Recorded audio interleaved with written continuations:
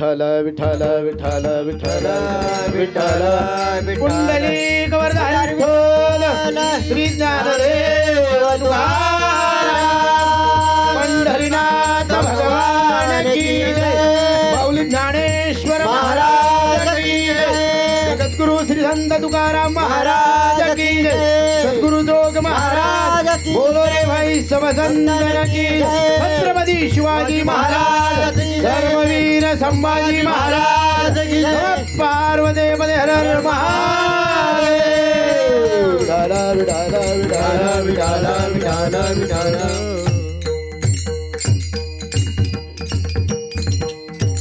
तुकोबारायांना काही साधकांनी विचारलं, तुकोबाराय आम्ही तीर्थयात्रेला चाललो, आपले जोपर्यंत हातपाय चांगले तोपर्यंत आपण काय केलं पाहिजे, तीर्थयात्रा केल्या पाहिजे. तुकोबारायांनी सांगितलं, पंढरीची वारी आहे माझ्या घरी, मला पंढरीची वारी सोडून कुठे तीर्थयात्रेला जाता येत नाही, पण तुम्ही चाललात तर माझं एक काम करा. काय करा, मी 3 पत्र देतो. पहिलं पत्र कुणाला द्यायचं, पहिलं पत्र गयाला द्यायचं. माझे झाले गयावर्जन, फिटले पित्रांचे ऋण, पिंडपदावरी दिला आपुलिया करी. पहिलं पत्र गयेला द्यायचं, दुसरं पत्र पवित्र अशा भागीरथीला द्यायचं, कारण त्याच्या स्नान केल्यानंतर सर्व पाप धुवून जातात. दुसरं पत्र भागीरथीला द्यायचं आणि तिसरं पत्र कुणाला द्यायचं, अभंगाच्या पहिल्या चरणास. तुम्ही विश्वनाथा, तुम्ही विश्वनाथा,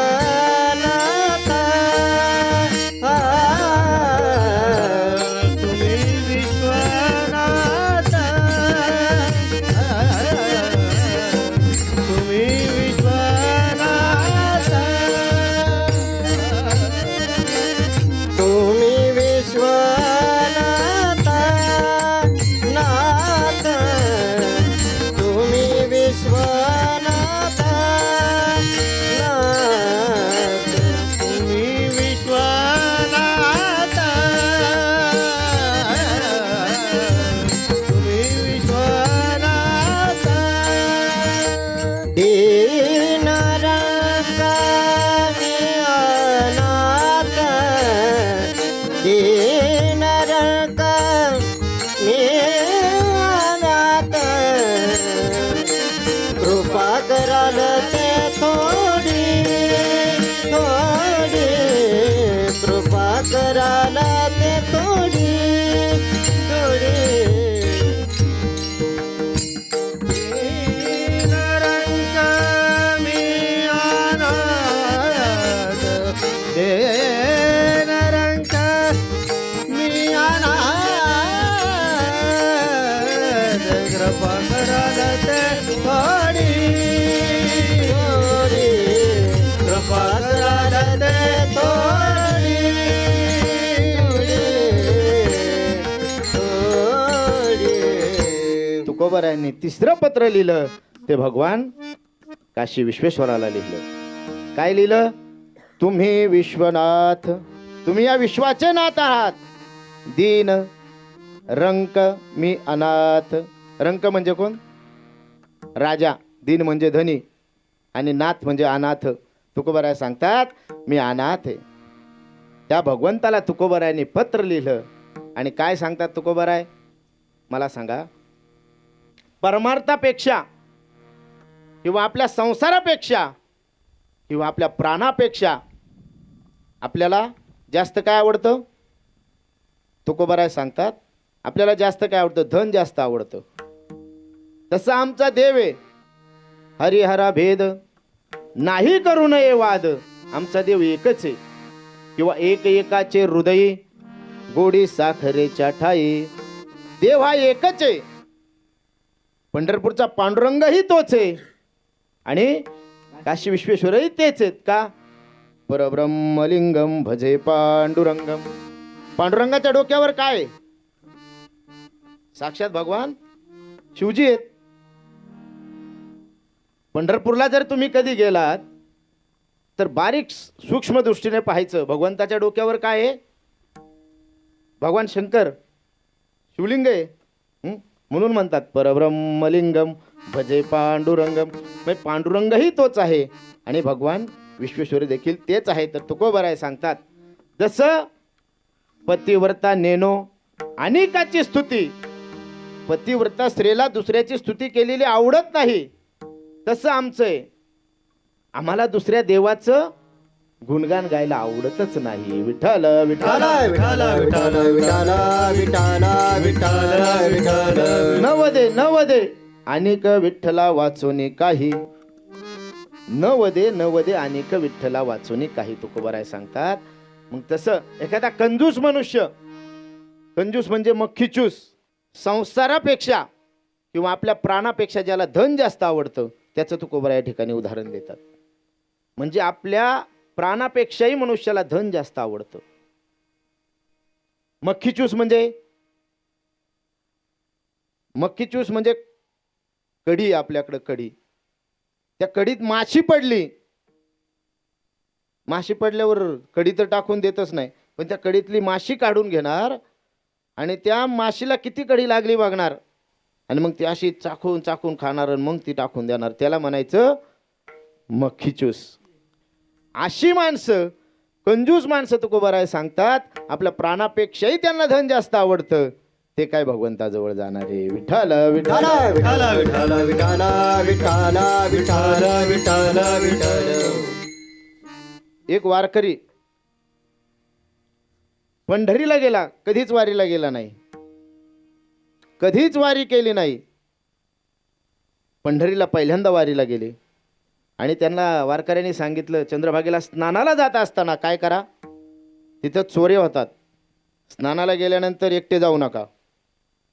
तो गेला, आपले कपडे मठावरच ठेवली, स्नानासाठी गेला. स्नान झालं आणि त्या ठिकाणी कोण आलं, वासुदेव आले. भगवंतांनी त्याची परीक्षा घ्यायचं ठरवलं. पांडुरंगच वासुदेवाच्या रूपात त्या ठिकाणी आले. आळंदीच्या ज्ञानोबाला, जेजुरीच्या खंडोबाला, देहूच्या तुकोबाला, पंढरीच्या पांडुरंगाला हे दान पावलं.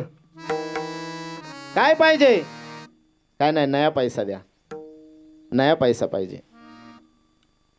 त्या वारकऱ्याने सांगितलं,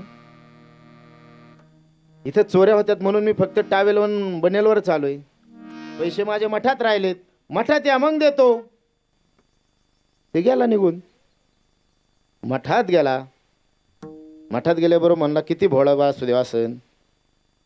मी म्हणलं मठात याने काही विचारलंय नाही कुठला मठ, इथं पंढरपूरमध्ये मठ काय थोडे आहेत का. पण तोच त्याच्या दारावर ठाप पडली. दार उघडा, कोण आहे? तो म्हणला, आळंदीच्या ज्ञानोबाला, देहूच्या तुकोबाला. दार उघडलं. म्हणला, तुम्हीच म्हणले मठावर या. मी तर तुला मठ कुठला हे सुद्धा सांगितलं नाही. तो म्हणला, मला कळायला काय वेळ लागतो. त्याने सांगितलं, हे पहा वासुदेव बाबा, मी आल्याच माझे पैसे मोजले, माझ्या तिकटाला जायला 250 रुपये लागतात बसने, आणि माझ्याकडे तेवढेच पैसे शिल्लक आहेत.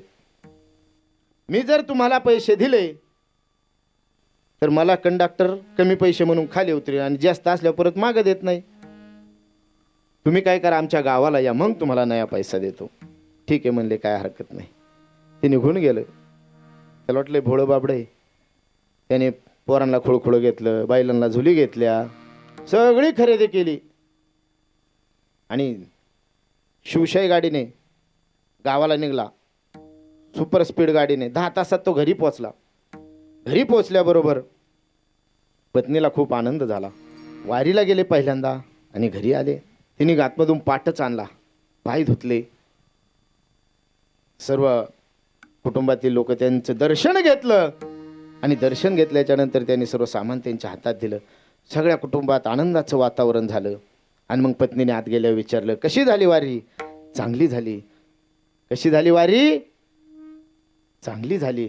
पण वारीमध्ये काही विशेष घडला असेल ना? तो म्हणला, हा एक विशेष घडलं. एक वासुदेव आलं आणि म्हणलं, एक नया पैसा द्या. पण मी कसला देतो म्हणलं नया पैसा? मग ती म्हणली, तुम्ही दिलेच नाही का? नाही दिले. त्याला म्हणलं मठावर येतो. मठावर आला.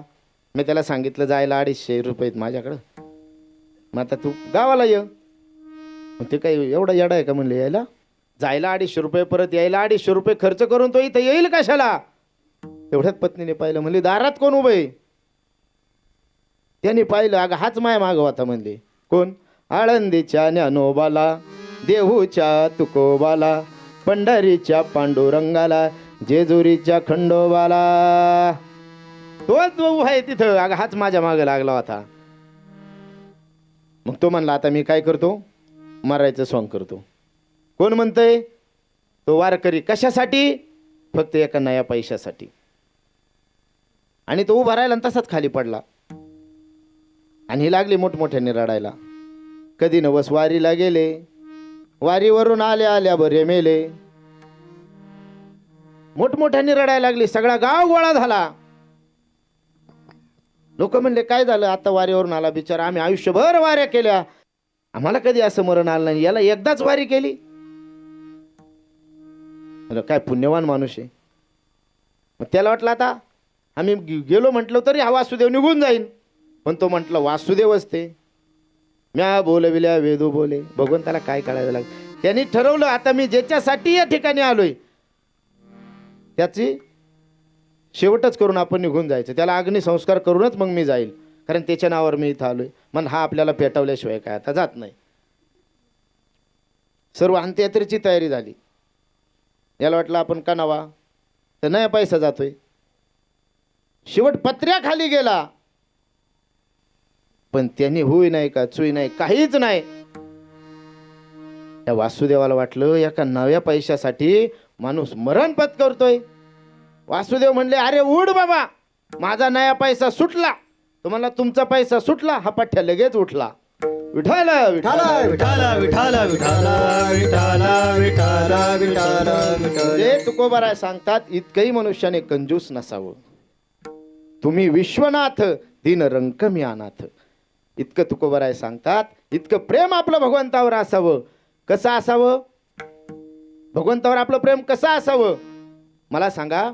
समाज जर जिंकायचा असेल तर काय पाहिजे? कला पाहिजे. कलेने समाज जिंकला जातो. पत्नी जर जिंकायची असेल तर काय पाहिजे? धनवंता लागी सर्व मान्यता हे जगी. मित्र जर जिंकायचा असेल तर काय पाहिजे? सत्य पाहिजे. सत्याने मित्र जिंकला जातो. आणि शत्रू जर जिंकायचा असेल तर काय पाहिजे? मनामध्ये कपट पाहिजे. कपटाने शत्रू जिंकला जातो. आणि या भगवंताला जर जिंकायचं असेल तर काय पाहिजे? मनामध्ये भक्ती पाहिजे. मनामध्ये भक्ती पाहिजे, भाव पाहिजे. तुम्ही त्या देवालाही जिंकू शकता. विठाल विठाल विठाल विठाल विठाल विठाल विठाल विठाल. हेची थोर भक्ती आवडते देवा, संकल्पावी माया. संसाराची संकल्पावी माया. संसाराची संकल्पावी माया. संसाराची संकल्पावी माया. तेची थोर भक्ती आवडते देवा, संकल्पावी माया. संसाराची संकल्पावी माया. संसाराची.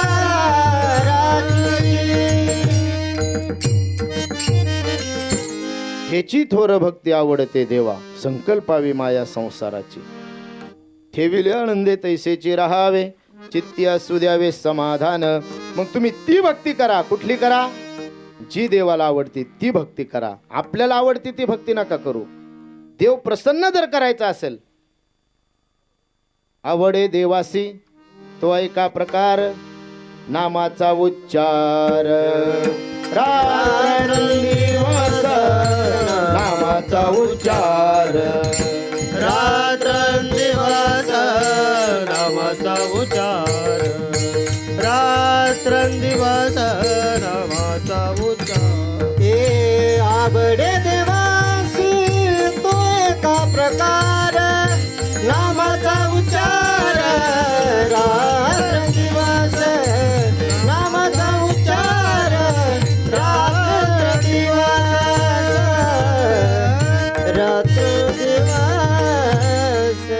नामाचा उच्चार रात्रंदिवस. त्या भगवंताचं तुम्ही नाम घ्या. मग ते तुम्ही कुठल्याही देवाचं घ्या. तुम्हाला जे देव आवडतात जो देव आपल्या मनामध्ये, त्या भगवंताचं तुम्ही मनोभावे नाम घ्या. मनोभावे नाम घ्या का म्हणतो मी, तर आपण सर्व शेतकरी वर्ग आहे. मग तुम्ही म्हणता ना महाराज आम्हाला काही काम नाही का, तुम्ही सांगता रात्रंदिवस भगवंताचं भजन करा, भगवंताचं नाव घ्या. तुकोबारायने तुम्हाला खूप सोपं करून सांगितले, कामामध्ये काम, काही म्हणा राम राम, जाईल भवश्रम. तुमचा सगळा भवश्रम निघून जाईल. पण तुम्ही काम जरी चालू राहिलं तरी तुमचा राम चालू ठेवा. विठ्ठल विठ्ठल विठाला विठाला विठाला विठाला विठाला. कारण आपण ज्यावेळेस शेतात जातो आजी, मला सांगा, आपण खुरपण्याकरता सर्व जातो, 5-10 महिला. शेतातही राम एकीने पुढं म्हणायचं, एकीने पाठीमागं म्हणायचं. तुम्हाला जे देवाचं नाव आवडते ते देवाचं. आपण तसं करतो का? आपण नाही करत. एकदा खुरपा आडवं घातलं, अख्ख्या गावचं पुथी पुराण तिथं उचकून काढितो. तुमच्या मुखाला राम कसा येईल मला सांगा. हा, विठाल विठाल विठाला विठाला विठाला विठाला विठाला. तुमच्या मुखाला राम जर यायचा असेल तर तुम्ही भगवंताची सेवा कुठेही करू शकता. मग शेतात करू शकता. आणि आताचा जो जमाना चाललाय, काळ चाललाय, हा कशाचा आहे सर्व मला सांगा. तुम्ही रामनामाची एवढी ताकद आहे. आपण जे अन्न बनवतो, अन्न, आजच्या ठिकाणी मी महादेवाची शपथ घेऊन सांगतो तुम्हाला, या रामनामात एवढी ताकद आहे. आपण जो स्वयंपाक बनवतो ना, एखाद्याचा नवरा किंवा एखाद्याचा मुलगा जर काही व्यसन करत असेल तर त्याचं व्यसन दूर करण्याची ताकद ह्या रामनामात आहे. विठ्ठल विठ्ठल विठाला विठाला विठाला विठाला विठाला. कारण काय, जैसे पिये पाणी वैसी हो यवानी. आपण जे अन्न खातो सगळं त्या अन्नाचा परिणाम आहे. त्याला अन्नप्राशन संस्कार म्हणतात.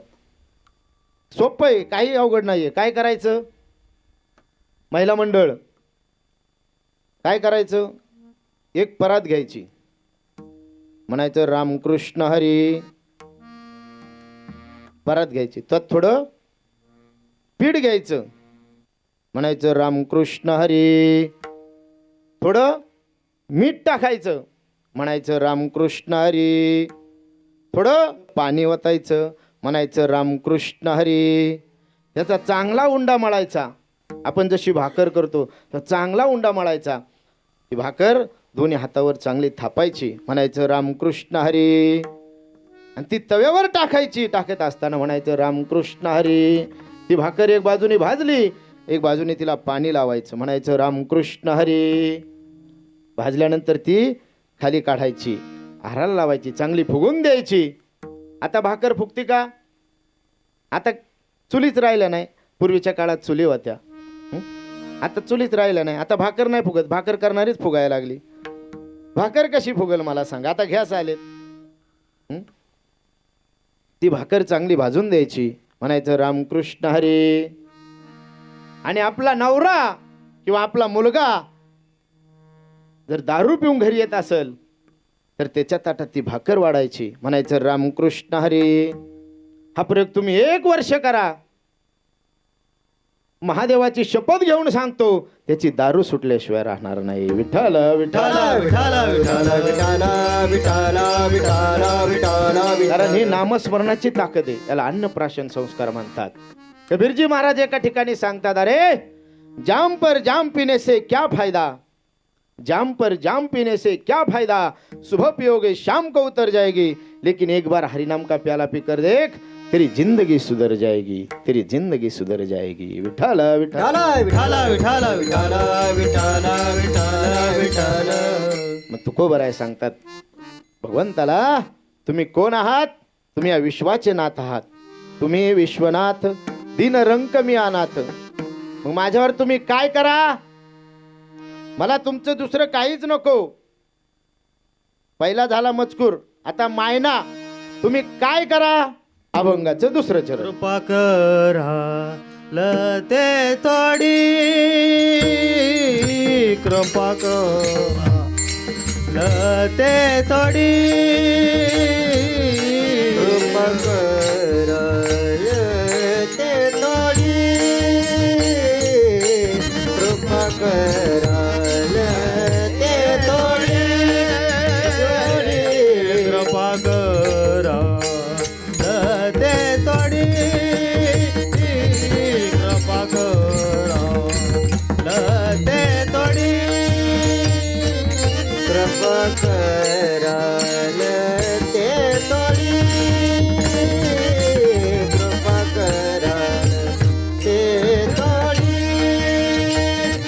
पाया पडी लोबराडी पाया पडी लोबराडी कृपा कराल ते थोडी कृपा कराल ते थोडी पाया पडिलो बराडी पाया पडिलो बराडी कृपा कराल ते थोडी थोडी कृपा कराल ते थोडी कृपा कराल तुकोबराय मुचकुरामध्ये सांगतात, कृपा कराल ते थोडी, पाया पडिलो बराडी. माझ्यावर तुम्ही जास्त कृपा नका करू, पण थोडी कृपा करा. तव तुम्ही कृपेचे सागर, तुम्ही कृपेचे सागर आहात, माझ्यावर थोडी कृपा करा. आणि एकदा का भगवंताची आपल्या जीवनात थोडी कृपा झाली तर काय होतं? विठ्ठल विठ्ठल विठाला विठाला विठाला विठाला विठाला विठाला. कृपेचे 4 प्रकार आहेत. मन कृपा, शास्त्र कृपा, भगवत कृपा आणि संत कृपा, आणि एक म्हणजे श्री गुरु कृपा.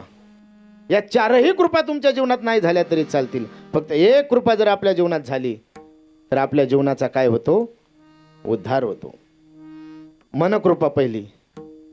कुठली गोष्ट मनाने आपल्याला सहाय्य केलं पाहिजे, कारण हे मन किती चंचल आहे.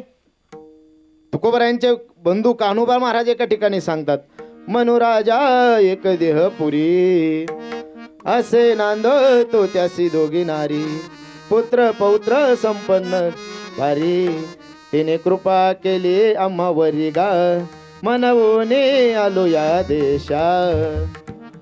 या मनाने माझ्यावर कृपा केली. किंवा भगवंत गीतेमध्ये सांगतात, चंचलमी मन कृष्ण प्रमाथि बलवत दृढम, तस्याहम निग्रहम वन्ने वायोरिव सुदुष्करम. हे मन इतकं चंचल आहे. आता कुठे? या प्रतापगडच्या पायथ्याला आहे. थोड्या वेळात कुठे जाईल?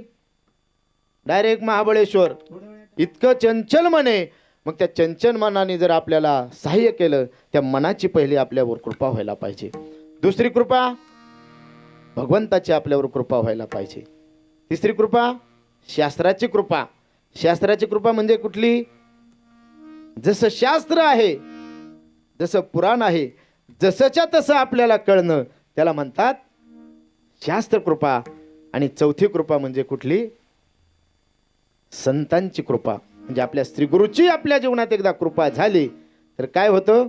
श्री गुरु सारेखा हस्ता पाठी राखा, श्री गुरु सारेखा हस्त पाठी राखा, श्री गुरु सारेखा हस्त पाठी राखा, श्री गुरु सारेखा. हे श्री गुरु सारेखा हस्त पाठी राखा, इतरांचा लेखा कोण करी, इतरांचा लेखा कोण करी, इतरांचा लेखा कोण करी. श्री गुरु सारिका असता पाठी राखा. गुरु तेथे ज्ञान, ज्ञानी आत्मदर्शन, दर्शनी समाधान अति जैसे. आपल्या श्री गुरुची आपल्यावर कृपा झाली पाहिजे. आणि ती काय एकदा जर कृपा झाली तर आपल्याला या 4ही कृपा आपोआप प्राप्त होतात. विठ्ठल विठ्ठल विठ्ठल विठाला विठाला विठाला विठाला विठाला विठाला विठाला विठाला विठाला. अष्टादश संतांपैकी एक संत श्री संत चोखोबार आहे. भगवंताची इतकी सेवा करत होते, भगवंताने त्यांच्यावर थोडी कृपा केली. त्यांच्या जीवनात आलेलं संकट दूर गेलं. का? तर चोखोबराय भगवंताची निस्सीम मनोभावे सेवा करत होते. मग काय सेवा करत होते? चोखोबराय पंढरीला वारीला निघले आणि पत्नीला सांगितलं, अगं मी वारीला चाललोय. पत्नीने नाही म्हटलं नाही, पण तुम्ही जाताय, जाण्याबद्दल काही हरकत नाही, पण माझं बाळांत पण जवळ आले. जाता जाता तुम्ही तुमच्या बहिणीला निरोप द्या आणि निघून जा, वारीला जा, काही हरकत नाही. संत हो म्हटले आणि पंढरीला वारीसाठी निघले. निघल्याबरोबर चोखोबराय भजनामध्ये एवढे दंग झाले, असो ऐसा आठव कोठेची नाही, तेहीच विदे भोगो दशा. भजनामध्ये एवढे दंग झाले, ते निरोप न देता तसेच पंढरीला निघून गेले. आणि मग इकडं काळजी पडली भगवंताला. चोखोबरायाने तर बहिणीला निरोप दिला नाही, बाळांत पण जवळ आले, आता काय करायचं? म्हणून गरुड महाराजांना बोलवून घेतलं. गरुड महाराजांना सांगितलं, आपल्याला माझ्या भक्ताच्या पत्नीची डिलिव्हरी करायला जायची. गरुडाने सांगितलं, देवा अहो बाया माणसांची डिलिव्हरी करायला, तिथं बाया माणसांचं काम आहे, गड्या माणसांचं थोडी काम आहे.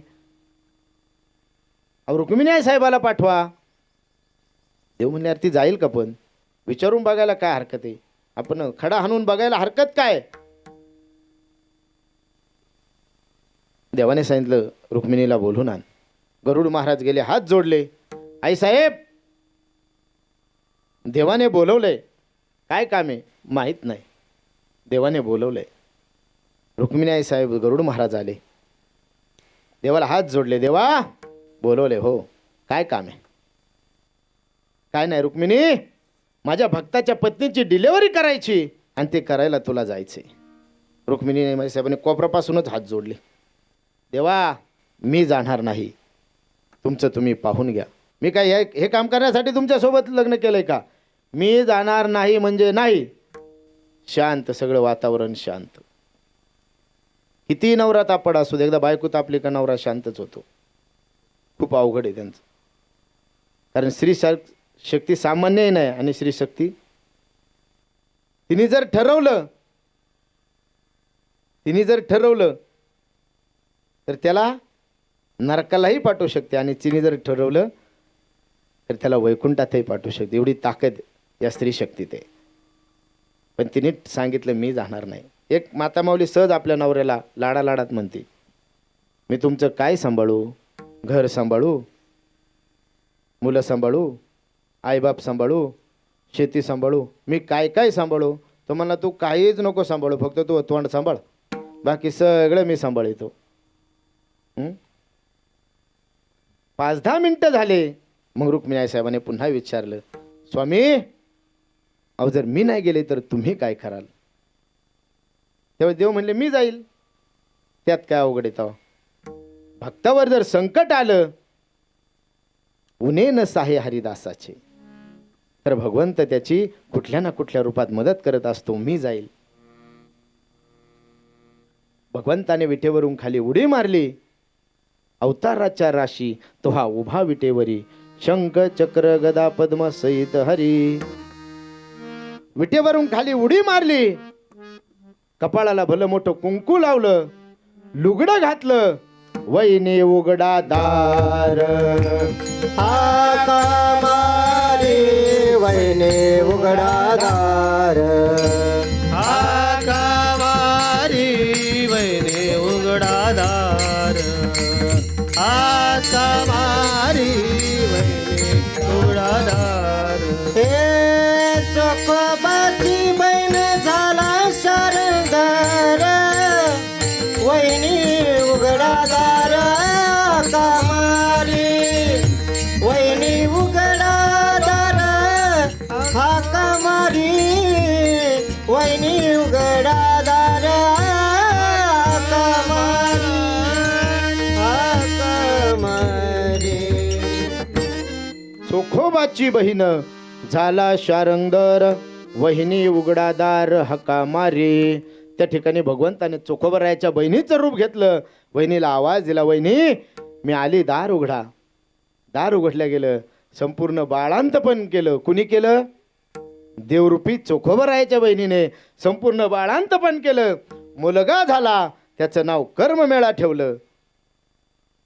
सर्व बाळांतपण झालं आणि मग पंढरपूरला गेलेल्या चोखोबरायांना आठवलं घरी पत्नीची डिलिव्हरी आहे आणि आपण तर बहिणीला निरोप नाही दिला, आता घरी काय झालं असेल म्हणून घाई गडबडीने चोखोबराय घरी निघले. देवाला कळायला काय काय वेळ लागतो. मग त्या चोखोबराय देवरूपी चोखोबरायाच्या बहिणीने आपल्या वहिनीचा निरोप घेतला. सांगितलं, वहिनी मला जावं लागते, माझी मुलं बाळं उपाशी आहेत, मला जावं लागते. अहो थांबा, तुमचे भाऊ येतील. नाही नाही, मला जावं लागते. म्हणून त्यांनी त्यांचा निरोप घेतला आणि चोखोबरायाच्या झोपडीच्या थोडं बाजूला गेले आणि त्याच ठिकाणी ते गुप्त झाले. आणि त्या 10-15 मिनिटाच्या अंतरावर चोखोबराय घरी आले. आल्याच्या नंतर पत्नीने विचारलं, का हो तुमची बहीण भेटली नाही का तुम्हाला? ते म्हटले, मी निरोप दिलाच नाही तर ताई येईलच कशी काय? अहो हे पहा, मुलगा झाला, त्याचं नाव ठेवलं. अगं तू काय वेडी बिडी झाली काय? मी माझ्या बहिणीला निरोप दिलाच नाही तर ती येईलच कशी काय? चोखोबरायांनी डोळे झाकले. चोखोबरायांच्या अंतकरणाला पाझर फुटला.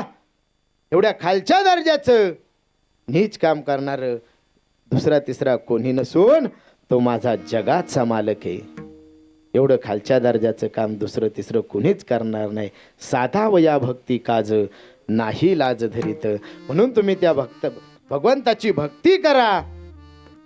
देव तुम्हाला कुठल्या ना कुठल्या रूपात, कुठल्या ना कुठल्या, तुमच्यावर किती मोठं संकट येऊ द्या, कुठल्या ना कुठल्या रूपात देव तुम्हाला मदत केल्याशिवाय राहत नाही.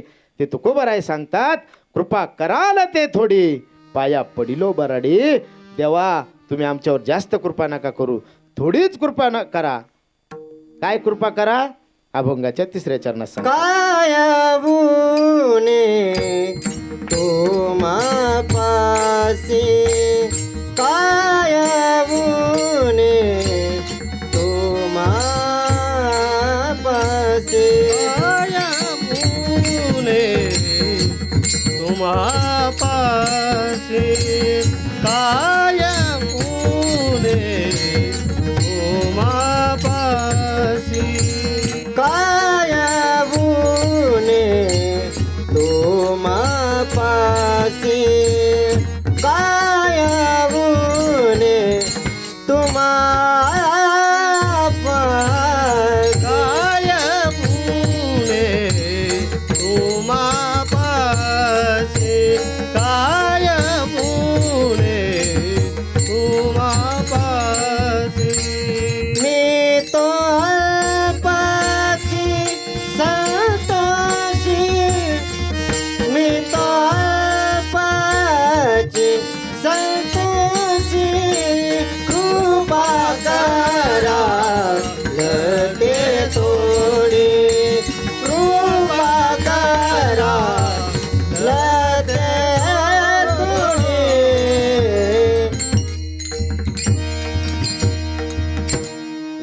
विठ्ठल विठ्ठल विठ्ठल विठ्ठल विठ्ठल विठ्ठल विठ्ठल. तुकोबराय म्हणतात, देवा का येऊ नये तुम्हा पाशी, मी तो अल्पची संतोषी. तुमच्याकडे काय कमी आहे देवा? तुमच्याकडे काय कमी आहे? स्वयं महेशा तनयो. तुम्ही स्वतः भगवंत आहात. तुमचा मुलगा कोण आहे? तनयो गणेशा.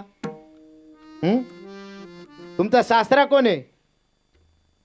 सखा हिमालया. तुमचा सासरा हिमालय आहे. श्वश्री. कुबेर तुमचा कोण आहे? मित्र आहे. तुमच्याकडे काय कमी आहे देवा? स्वतः तुम्ही कोण आहे?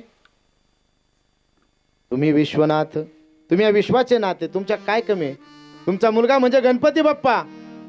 सुख करता दुःख हरता वारता वेगनाची नुरवी. नुरवी का न उरवी, नुरवी पूर्वी. वार्ता विघ्नाची. तुमच्या दुःखाची वार्ता हरण करणारा तुमचा गणपती बाप्पा मुलगा आहे. हिमालयासारखा तुमचा सासरा आहे आणि कुबेरासारखा तुमचा मित्र आहे. तुमच्याकडे काय कमी आहे देवा? आम्हाला यातलं काहीच नको. फक्त आम्हाला काय करा, आम्ही जे तुम्हाला पत्र पाठवलंय, ज्याच्याकडे पत्र पाठवलंय त्याच्याकडेच काहीतरी आम्हाला तुम्ही आमचा खाऊ पाठवून द्या, असं अभंगाच्या शेवटच्या चरणात सांगितलं. तुका म्हणे देवा, तुका म्हणे देवा, तुका म्हणे देवा, तुका म्हणे देवा, तुका म्हणे देवा, तुका म्हणे देवा, तुका म्हणे देवा, तुका म्हणे देवा, तुका म्हणे देवा, तुका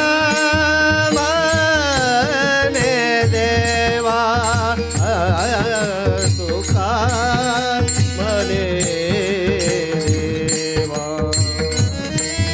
तुका म्हणे देवा, तुका म्हणे देवा, तुका म्हणे देवा, तुका म्हणे देवा, तुका म्हणे देवा, तुका म्हणे देवा. प्रेम बातू के पाठवा, प्रेम बातू के पाठवा, कृपा कराल ते थोडी, कृपा कराल ते थोडी, कृपा कराल ते थोडे, कृपा कराल ते थोडे. प्रेम बातू के पाठवा, प्रेम बातू के पाठवा, कृपा कराल ते थोडी, कृपा कराल ते थोडी, कृपा कराल ते थोडी, कृपा कराल ते थोडी.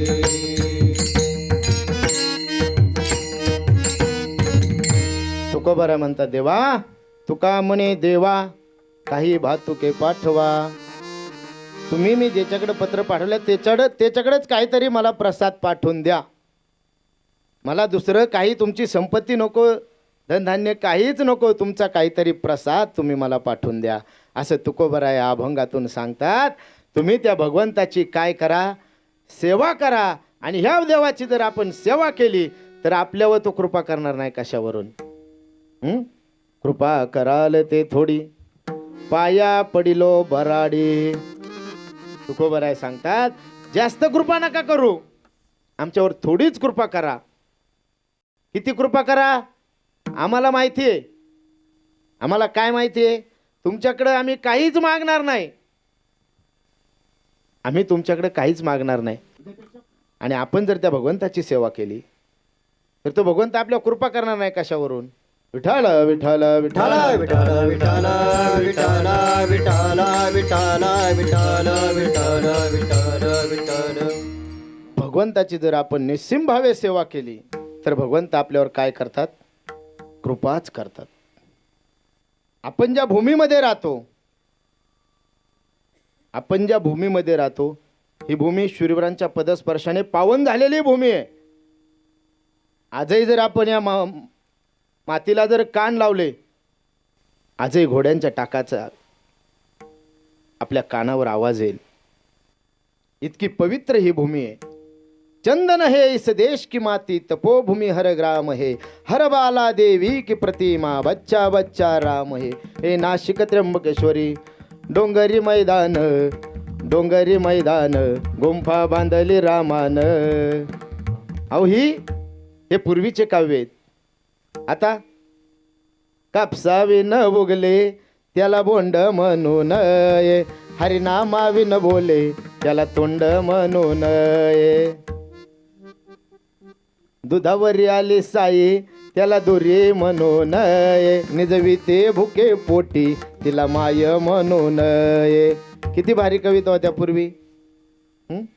आणि आता पप्पा माझ्या मम्मीचे, मम्मी माझ्या पप्पाची. याच्या पुढचं हा लेकर कोण्या. काय कविता आहे. शर आला तो धावून आला काळ, विवळला श्रावण बाळ. या पूर्वीच्या कविता होत्या. पूर्वीचं काव्यही गोड होतं. आपण अजूनही म्हणतो जुनं ते सोनं. तशी ही भूमी आहे. ही शूरवीरांच्या पदस्पर्शाने पुनीत झालेली भूमी आहे. भगतसिंग, सुखदेव, राजगुरू. मला सांगा, आता 26 जानेवारी झाली. आपल्याला फक्त 26 जानेवारी 15 ऑगस्ट आले का त्या शूरवीरांची आठवण होती. सारे जहां से अच्छा हिंदुस्तान हमारा. आणि इतर दिवशी अहो त्यांनी आपल्या प्राणाची आहुती दिली म्हणून आज आपण या ठिकाणी सर्व आहेत. म्हणून आपल्याला या ठिकाणी सप्ताह कीर्तन वगैरे करता येतात. विठाल विठाल विठाल विठाल विठाल विठाल विठाल विठाल विठाल विठाल विठाल विठाल विठाल.